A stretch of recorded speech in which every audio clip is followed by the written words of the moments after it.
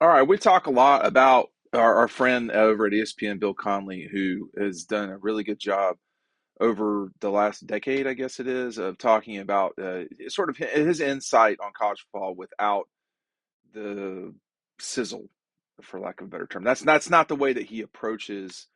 Um, that's not his job. A lot of ESPN is entertainment, which I think is the part people forget. It's the first letter in E is has always been entertainment. But this is what Bill had to say about Georgia's situation going into the weekend against the Jackets and beyond. He says, one has to figure that barring a loss to Georgia Tech this weekend, which I'm going to boldly proclaim as unlikely, Georgia is in no matter what. So he's saying what a lot of folks have been saying privately and behind the scenes for a while, which is that, if the Dogs clear out of the hedges on Saturday with a win, they are in the playoff. A lot of folks, when you talk to people behind the scenes, a lot of thought that the Kentucky game was the one to watch heading into the season. That was a very important challenge. Kentucky was not quite what we thought they would be. That happens. It turned out that Tennessee was really good. But, everybody leaving Lexington kind of had the view that, Georgia, this right now is about positioning themselves for a playoff that behind them doesn't look real certain for anybody. I mean, it looks certain for the winner of Ohio State, Michigan. Who's that going to be? I don't know. I would imagine Ohio State. They're the home team. I don't know that I love the way they match up with Michigan. Here's what Bill went on to say about that whole thing. He says, "I am unsure how the committee will view an Ohio State or Michigan team that beats its rival but loses to Iowa in the Big Ten championship game. My guess is that having a top five win overpowers that having what would be a shaky loss is a huge favorite. But I think both would stay ahead of the USC Clemson duo in the pecking order." And he goes on to say this, which I think is a good point. Maybe the biggest blurring factor remaining on the board: what happens if LSU beats Georgia? I'm confident in saying that the Tigers could slot above SC or Clemson, but over a 12-1 Ohio State or Michigan. What about an 11-1 Ohio State or Michigan? That's what I'm saying. I mean, no one. We don't know what the committee thinks. And after week one, my red flag was up and waving because I just don't know that the way that they conducted that first week made a lot of sense to me. Tennessee clearly is not the number one team in the country. If you wanted to make that argument at that moment, it was an argument you could make, and you could argue that you were correct because of resume. But eye test, there was no way, and we got to start using the eye test a little bit more, y'all. But anyway, that happened. Now you've got Georgia in a situation, according to people, where they're clear of problems, so to speak. They can lose to LSU and go out and get it in the playoff.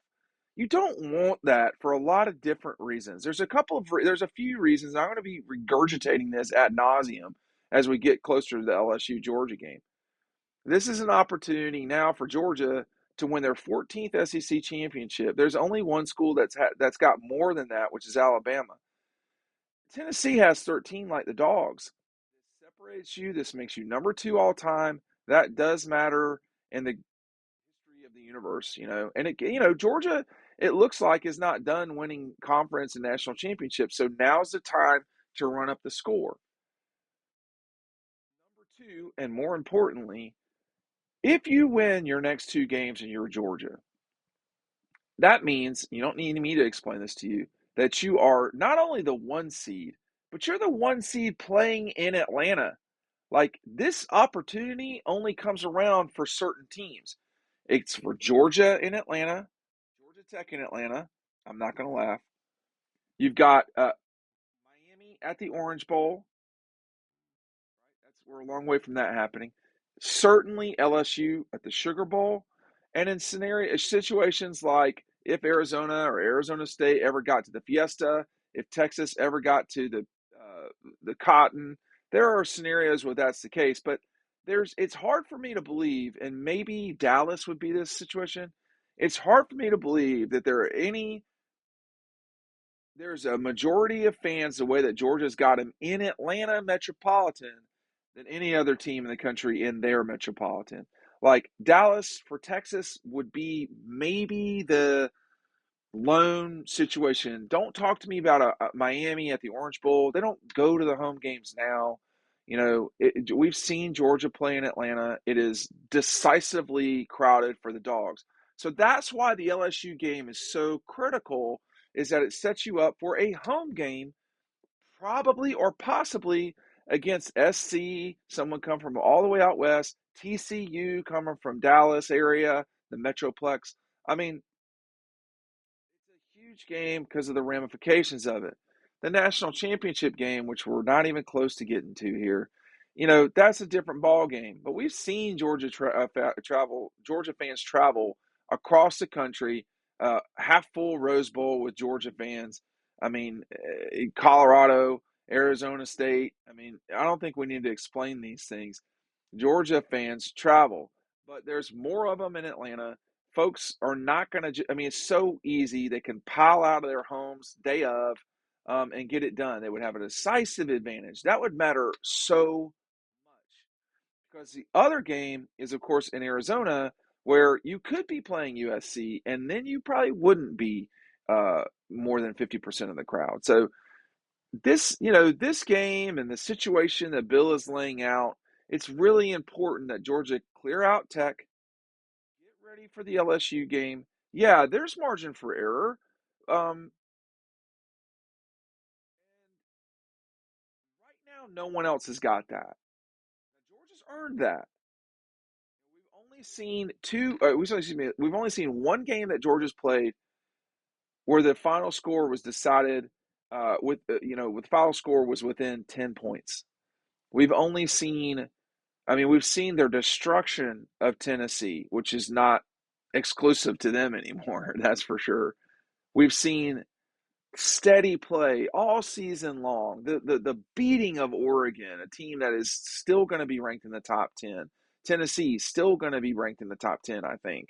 You know, just a steady play all year long. Auburn, Vanderbilt, whatever, to Florida even. Um, Mississippi State. These are games where nitpickers are going to find things wrong, and there were things wrong in those games. But globally, nationally, people aren't going to watch Georgia Tech. They're not going to watch Clemson, South Carolina. They never do. They never watch either of those games. You're going to get 2-3 million people, which is like the hardcore fan base. I would imagine that Clemson, Carolina will be watched by more people than Tech, Georgia, which is really saying something about Tech more than anybody else. But Dogs get this thing rolling.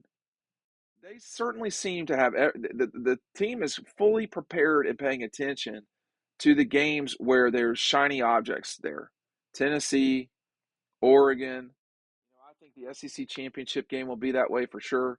They just got to get through the Tech game, and they should have plenty of opportunity to do that. Again, Bill pointing out one has to figure barring a loss to Georgia Tech this weekend, which I am going to boldly proclaim as unlikely, Georgia is in no matter what. But I guess the thing to me is you don't want to be in a position where you're traveling. We just had the event with Keely Ringo, which was awesome. His mom is in town. Anyway, my point is the guys, they get to stay in Athens during the holidays. After finals, no one's making arrangements to go to Phoenix. I can't tell you how much that matters. Just as a person who has to arrange their own travel and has children and has family and all this stuff, it's really important that if you don't have to do that, that you don't. You don't have to do that, then you don't do it. And it takes away a lot of the stress of things. And the only group that can handle that are the 70 guys that are going to be playing between the hedges on Saturday and then in Atlanta on Saturday after that against LSU. All these games are important because there's steps forward in the process, because all practices matter. They do. All games matter a ton. Everything matters. And so that's why for the Dogs, getting through Tech, through LSU, and sprinting through the finish line is really important. We'll see you on the website.